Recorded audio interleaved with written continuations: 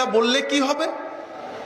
এক নম্বর, আমরা আল্লাহর কাছে সওয়াব পাবো, ব্যাপক সওয়াব বরকত পাবো, যেটা আজকে আর বিস্তারিত বলছি না। দুই নম্বর কি হবে?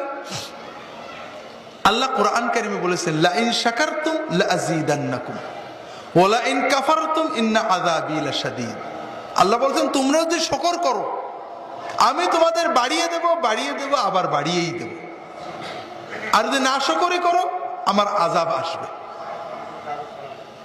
হাজিরিন, তাহলে কি হবে? আমরা যদি আল্লাহর নিয়ামত হৃদয় দিয়ে অনুভব করে আলহামদুলিল্লাহ বলতে পারি, তাহলে আল্লাহর নিয়ামত কি হবে? বাড়তেই থাকবে, কষ্ট কমতে থাকবে।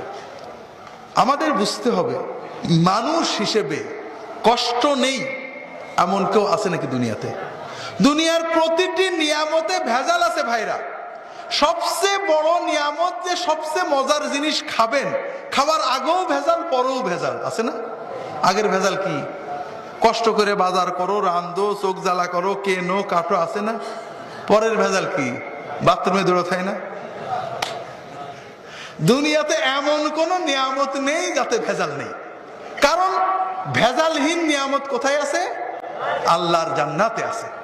ওইটার নিয়ামত যেন বুঝতে পারি লোভ হয়, এই জন্য আল্লাহ দুনিয়াতে সব নিয়ামতে ভেজাল দিয়েছে।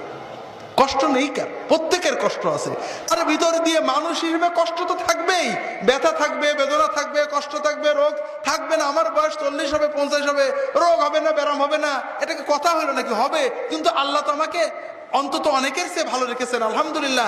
কত নিয়ামত আল্লাহ দিয়েছেন, প্রতিটি নিয়ামত হৃদয় দিয়ে, মন দিয়ে, বসে বসে চিন্তা করে করে, মনে করে করে, পরাণ খুলে বলতে হবে আলহামদুলিল্লাহ।